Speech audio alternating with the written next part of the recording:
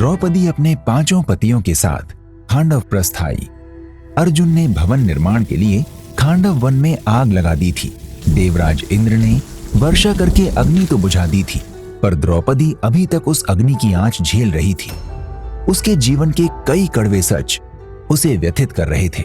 कहाँ महाराज द्रुपद की विशाल अट्टालिका और कहाँ खांडव वन की धूल, हर ओर धुआं ही धुआं। द्रौपदी की आंखें जल रही थी। श्री कृष्ण के कहने पर ही खांडव वन में आग लगाई गई थी, तो द्रौपदी ने कोई विरोध नहीं किया। उनका हर एक निर्णय उसे मान्य था। उस समय उसने श्री कृष्ण का स्मरण किया। ये कैसा जीवन है माधव? क्या ऐसे ही दाम्पत्य जीवन के लिए आपने मेरे पिता को स्वयंवर का परामर्श दिया था? क्या मेरे भाग्य में यही लिखा था? यदि जीवन यही है तो मृत्यु क्या है? जीवन सुखों का नाम नहीं है और ये कोई दुख नहीं है। तो क्या है? जीवन का सच है। पांडव जिस अधिकार के लिए चिंतित थे वो तो मिल ही गया। आधा कुरु राज्य मिल गया। अब राजधानी भी बच जाएगी। इन छोटे छोटे सुखों को जोड़कर ही बड़ा सुख बनता है। तुम्हें सब कुछ मिलेगा कृष्ण, किंतु टुकड़ों में। द्रौपदी को थोड़ी राहत मिली। श्री कृष्ण की बातों से मन शांत हुआ। उनके ही परामर्श से पांडवों के पास एक दानव आया था। विशाल शरीर वाला दानव, नाम था मय। अभी द्रौपदी श्री कृष्ण के संबंध में सोच ही रही थी कि अर्जुन ने मय दानव का परिचय कराया। द्रौपदी ये मय दानव हैं। पाताल लोक में असुरों के लिए राजभवनों का निर्माण करते हैं। ये हमारे लिए भी राजमहल बनाएंगे। ऐसा महल जो संसार में प्रसिद्ध होगा और उसके समान कोई दूसरा राजभवन नहीं होगा। वो भवन ऐसा होगा जिसमें विशाल रसोई होगी, जिसमें एक बार में ढेर सारा भोजन पकाया जा सके। आपको अभी से भोजन की चिंता हो रही है? महल होगा तो रसोई तो होगी ही ना। और उस रसोई में मैं तुम्हारा साथ दूंगा। मुझे भोजन पकाना बहुत अच्छा लगता है।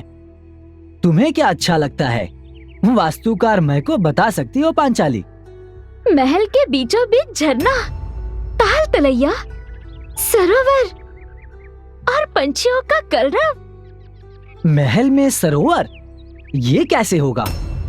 हो जाएगा, मैं बना दूंगा। वास्तुकार मय दानव की सहमति से द्रौपदी को एक छोटी सी प्रसन्नता हुई।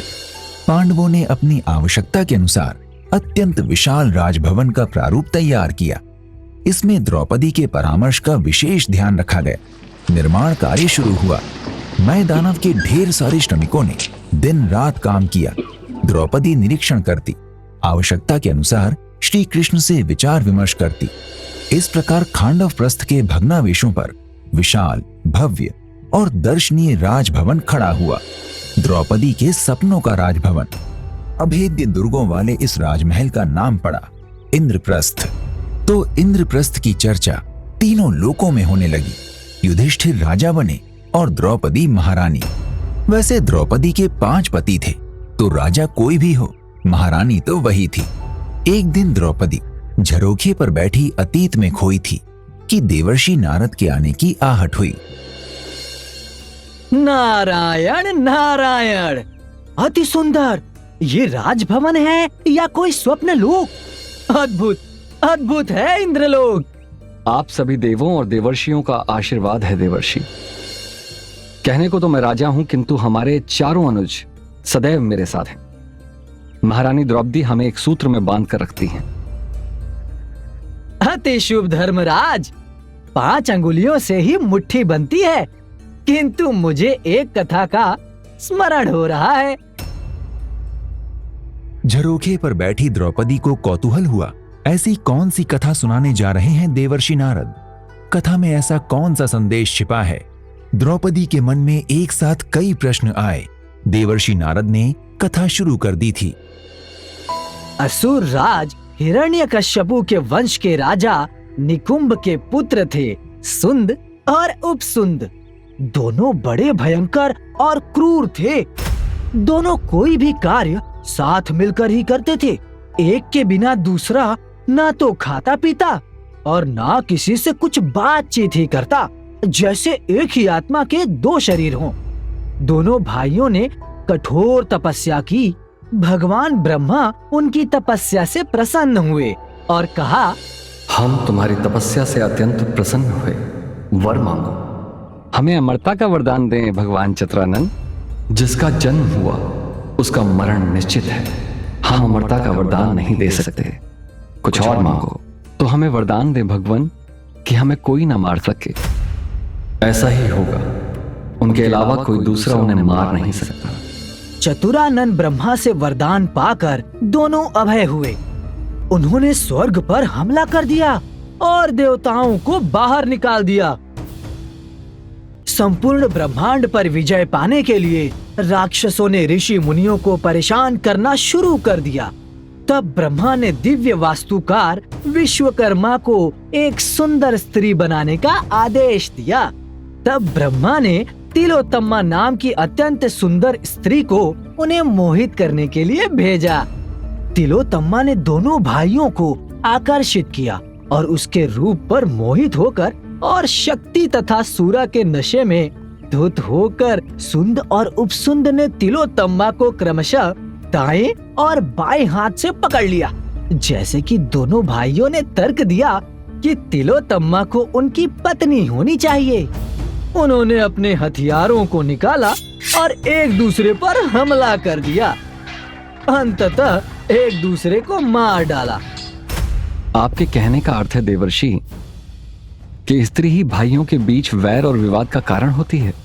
होती नहीं, हो सकती है। मेरा अभिप्राय ये है कि पांचाल कुमारी द्रौपदी को लेकर आप पांचों भाइयों में कोई विवाद ना हो, ये प्रयास होना चाहिए। इसके लिए हमें क्या करना चाहिए? द्रौपदी के साथ सहवास का एक नियम होना चाहिए धर्मराज। यदि एक पांडव पांचाली के साथ हो तो दूसरे को उसके पास नहीं होना चाहिए। ये कैसे हो सकता है देवर्षि? हमें कैसे ज्ञात होगा कि पांचाली के साथ कोई है या नहीं? नारायण नारायण, ये तो बहुत ही सहज है भीमसेन। आप पांचों निर्धारित करें कि एक भाई पांचाली के साथ 1 महीने रहेगा, उसके बाद ही दूसरे भाई की बारी आएगी।